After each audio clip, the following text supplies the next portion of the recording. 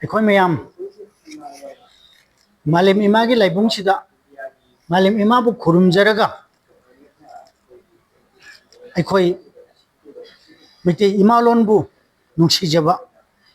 ꯃꯩꯇꯩ ꯏꯃꯥꯂꯣꯟꯕꯨ ꯀꯟꯕ ꯆꯥꯎꯈꯠꯍꯟꯕ ꯌꯣꯛꯈꯠꯄ ꯃꯩꯇꯩ ꯏꯃꯥꯂꯣꯟꯕꯨ ꯃꯥꯂꯦꯝꯗ ꯁꯛ ꯇꯥꯛꯅ ꯁꯛ ꯈꯪꯈꯤꯕ ꯅꯨꯃꯤꯠ ꯑꯗꯨꯕꯨ ꯅꯤꯡꯁꯤꯡꯖꯕ ꯑꯣꯏꯅ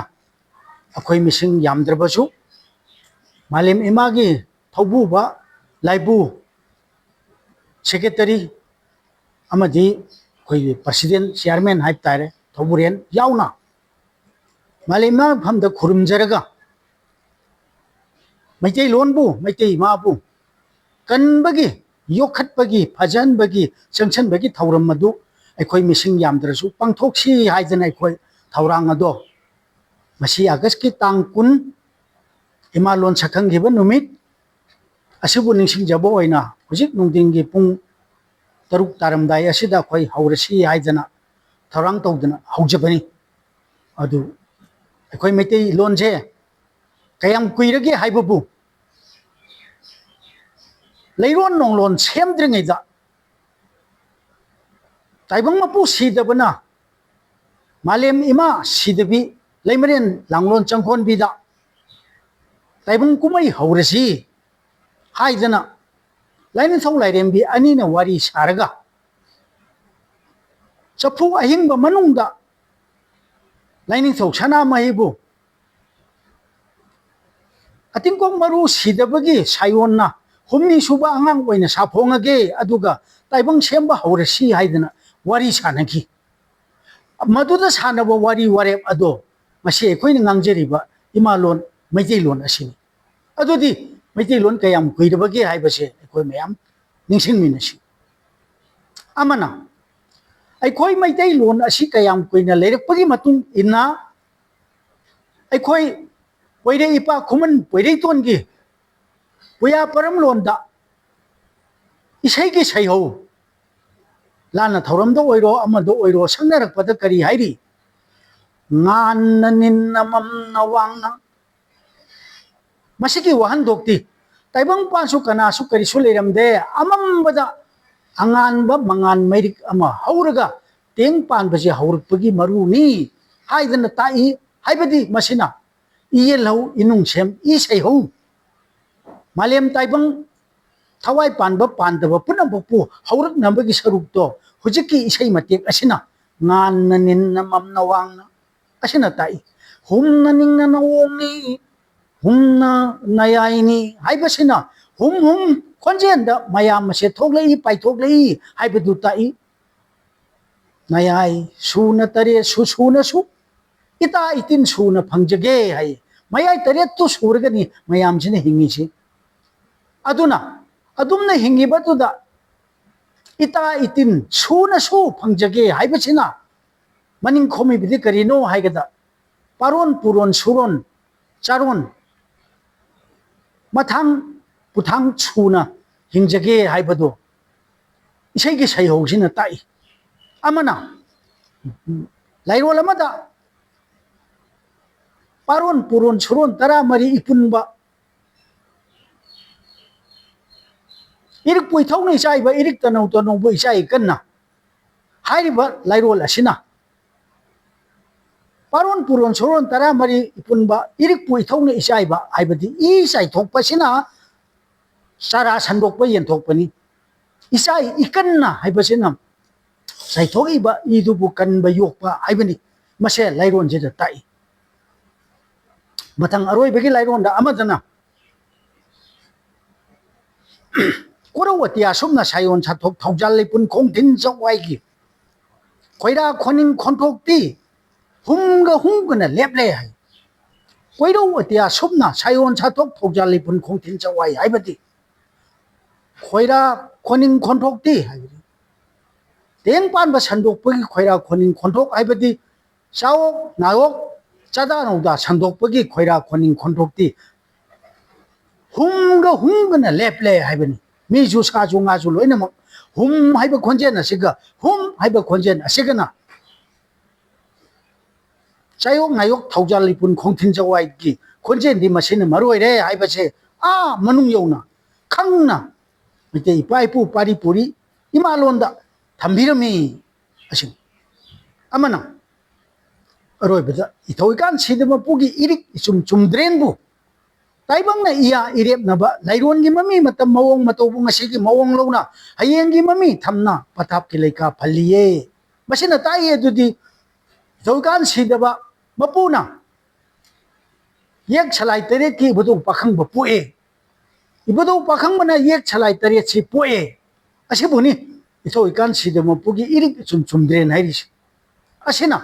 ताइबंगना इया इरेब नबा लाइरोन की ममी मतम मवोंग मतोबु ngasiगी मवोंग लौना हयेंगी ममी थमना पथाप की लेका फलिए हाइबदी परम पथाप अदुना लोंग कयोंग ब युमबान कैबान बदु लागा ताइबंग चरा संदोकपा लेचाउनो बु खुंजाउनो ब सेमकपदा पथाप की लेका फन्ना मरांग काइना लाइए हाइबसे लाइरोल सिना ताई अदुना असिगी लाइरोल सिना सुमजल लागा मागी इरक इसुम चुमद्रेंदो अमतनी हाइबदुगी पुंसेलकवा अदुना मैतै पुंगी पुंगलीदा अंगांग मरीना ओइरिबसे मतंग असिदा लाई फंगी असिना हुम इथौ इकान सिदब मपु हाइबसेदा हुम हाइना हुमपसिदगी थोलकप पाइथोलकप ngakतनी अदुमना लैसेमकपनी इथौ इकान सिदब मपु हाइबसेना असत पशु सत्त पशु लैरी बपुन मक्सिगी इसे मागी मागी सदा कांगबु मयाम से असिबु नोंगानबा कांथोक कांचिन सेनरी बसे सेबी मपु माहनी हाइबगी मापु इथौ इकान सिदब मपु कौरी अमना इथौ इकन सिदब मपु हंदे किसना इथौ इकन हाइबनी इबु कनबनी मागी सदा नौदा दो मुट खिदना बि मथंग मथंग चारोन सुरोन कनबीदना लाकपा अदो मपु माहननी हाइबगी मापु इथौ इकन सिदब मपु हाइ साउखेन सेनरी बबुना अयुंगना कोंथोपि बनिमिनांग न कोजनबिबा साउखेन सेनरी बसेना इथौ इकान सिदब मपु असुमाइना वाही अनि चली इथौ इकान सिदा इथौ इकान सिदब मपु हाइबमा इथौ इकन सिदब मपु हाइबमा असुमाइना लई असुमना लैरिबा इमालोन मैतेलोन असिगी चौखटपदो ngasi एकोइ मिसिंग यामद्रबसु निसिंग जरी तेतंगना मखा मतंग चमदजरके मैतेगी इसैगी सैहौ मैतेलोन हौरकपनी मालेमगी अतोप लोन कनादगी तम्मुब नते तारी त नातना मैतेलोन सेंगबनी नातना तारी हाइबनी तारी त नातना मसे नुपा पला इसैद सै अनि सुबजा नुपी पलादन करी हाइ छै असिसु मानब मरोनी हाइफेट तारिता तथनना तारिता तंथनना हाइरबसु तारिता तथनना तारिता तंथनना तथननननना तथननननना तारिता तथना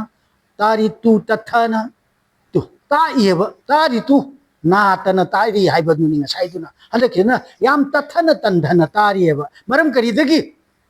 नमफुदा सगहनगिबा हायनगिबा सोलहनगिबनिना याम तंथन सई सोली हाइबगी वारीदो मसिदा नाखैसेना ताई अमना मैतै पुंगी पुंगलोन मपी खरखर मेन ता थेन खिन परियंग तरु परियंग जिदा वाही तरुकनी खरखमेन ता थेन तांग असिना अनि सुव परियंग असिना मैतै पुगी पुंगलोन मपी अनि सुबसिना आहान बम ओइरे आहान बगी पुंगलोन ददी तेंग तेंग तेंग दो तांग हाइरे तांग हाइरे से करिनो तेंग पान मपुन सेमुपदे याम तांग ने सेमे याबगी तांग हाइबनी असिना तेंग तेंग तेंग दो तांग असे मालेमदा लेबा अतोप लोन कनादगी तमकप नते मैतै लोन ना पोक्चबनी मैतै लोन दा तमजबनी मैतै की पारी पुरी मैचौ लायोइबा सिंगदुना थंबिरमबनी मसे अतोप कनामतना मोरसिनबा यारोय मैतै की असेंब लन्नी हाइबसी मयाम पुनमक खंमिनसी लोसेलपा ओइना थांगी थांगलोन तागी तारोन साना खोनाबा सगोन कांजै युमसारोन परिंग लांसंग तिंगबा पुनमक असे मैतैना मैतैदगी तमजरकपा मैतैगी लाइनिंगथौ लाइरेमबिना सलाइलेन सिदबना मथंग मथंग ताकपीरब तंबीरबसिंग अदो ngasi macha masu oiba yek salai tariat ki mangang luang khuman angom mairang khang masalang le sangthem macha singna sina ngasi phawba sijinana leiri adubu ai khoida mapan degi changakpa mitop mian phattaba kangbuna ai khoigi puyabu mai thadokpi ai khoigi mayak pu manghalli ai khoigi puyabu sijinna hande ai khoigi mayak pu sijinna hande adubu mapok tariat lakta hanjil laksi haina giba matungina hanjil laktana hujik ning launa semkat charai asugumba semkat liba sida ai khoichu khangdaba mami tam udaba mapa lak maitai ipai pu sing thambiram basing do ai khoichu ngasi malem imagi laibungda ai khoi mising yamdra bachu tapna hona jadna tapna tama yokhat chanaba mising jari asi hairaga tolaba karisu khangjadraba ayak matang sida tension jarage mathang dadi khogi maibarel halam sing mayam singna ningsingnaba matang sida tension jari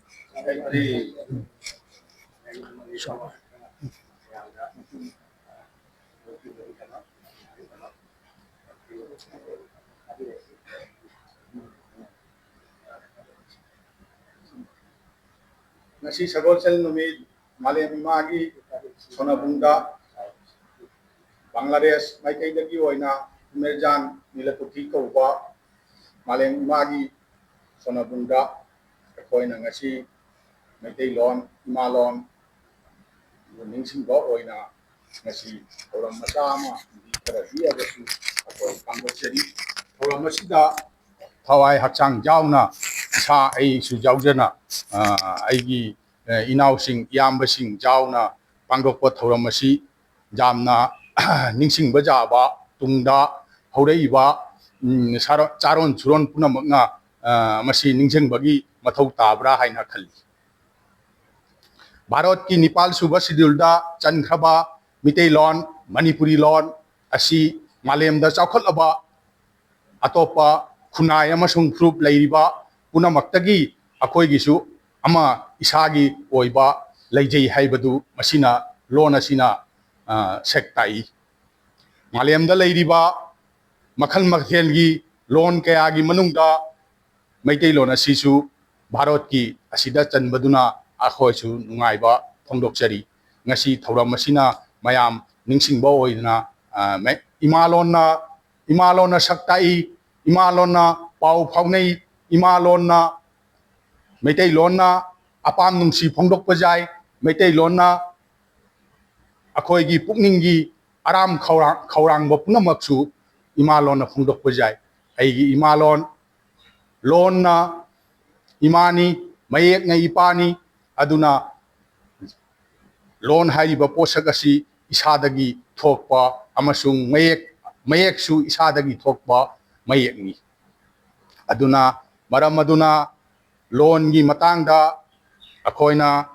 haijaning badi imalon ji chakhotnaba akoi mayam punamakna imalonna ngangba imalonna angang singi ming thonba angang singi maron imalon ngangba imalon chakhulan gi hairabadi akoi imalon ji matam khudimukta sijanaba atopa lon chakhulei baji ingrejina chakhulei baji moidi international oi habani akoi gisu akoi gi imalon asisu akoi thijalaga phangani akoi mayam changna masi lon ji bu chakhonaba jaifanaba lon gi matangda pau phaunanaba lon gi matangda seminar tauba akoi gi masi mathau tai lon na aigi oiba proof ki oiba khunai gi oiba masi punamaksi lon na chanarimi lon chakhotragadi aigi khunai aigi lon aigi khunai aigi proof mangkhiba jai aduna lon asi chakhotnaba matam punamakta akoina honagani miyamna pamnaribasi masa masagi lon chakhotnaba larik laisuda ina phongdoknari maitelon gi akoi gi mayek singda ju akoi gi लोन सिजनरी लारिक लाइसु पुनमक्तसु मैतै लोनना ओइबा मैतै मयेकना ओइबा असी फोंदोकना अखोय मयामजी चावखनबा होनरी मालेमदा लैरिबा अतोपा प्रूफ अतोपा इजादी पुनमक इमालोन मसागी चावखनबा होनरी मसागी लोन चावखत्रगदी इसागी सक्तम असी ngakpa ngamoy isagi saktam ngak kyaradi akhoi maitai lonna ima lonna wa ngangani pau phaunagani ima lonna akhoi chawphan aba matam khudingda sak takwa sakkani songani asi punamaksi ima lonna akhoi sijinagani ima lon kaidaweda kawbajati maramdi akhoi bu pokpirakpa ima ipa asi ima lonna wa ngangi Meitei लोना वांगांगी मैतै मयेक चाखनबा सु होनबगी मथौनी अदुना हौरैबा इसा इसुगी मिंगसु मैतै लोना थोनबिनबा अखोय proof की माइगैदगी निंगसिंगजरी loan अमबु चाखलनगी हायरबदी इमालोन की मतेंग लौगनी इमालोन nganगनी मितै loan nganगनी हवाईना लेरिंग हैगी अखोय मैतेलोना nganगना मालेमदा सक्ताकनबा बांग्लादेश ता लेरिबा अखोय proof मसा मैतै प्रूफ मसा सिंगसु इमालोना लोन nganगनी मैतेलोना सिजनगनी मैतेलोनगी थिजल्लगा फंगदबा लैते थिजल्लगा लोन चाखोनबगी मतंगदा लारिक लाइसु कया अखोय मणिपुरदगी लौथदना अतै कयासु लौदना अखोय चाखोनबा होनगनी ngasi asi hairaga matang asida mayamu khuramjaduna imabu khuramjaduna matang asida ai tensinjare loan na jaifaba oirasi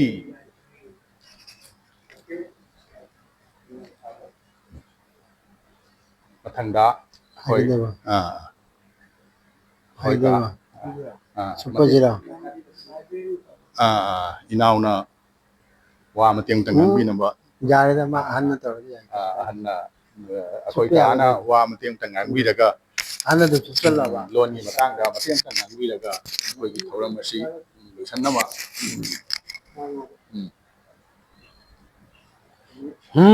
chau kan chi wa marema chi da samu mangda mitei khunai ngakpa mitei bu kannaba thawangariba chinau singbu nana yana thagachariye ngasigi numirese akhoi mitei mayaki maming chan khaba schedule da chan khaba numini aina nising thorom pakthok jari mayam che mitei akhoi si mitei ni sakang sakta pase machi mayam changna sakningaba kwai mafamda mitei imalo na ngangibya pun makpur Raya na nising-jari mitay marona tapiba tambiba che mayam da nising-jari machi kaubijaba mitay imalo na sakpa chorma che mitay ekhoi chawdangi machi haidna mayam mafam na tising-jari mayam na kari atay kari chathagadaba mayam na khunai chathagadaba do chathabiro matang siga tising-jari jai pare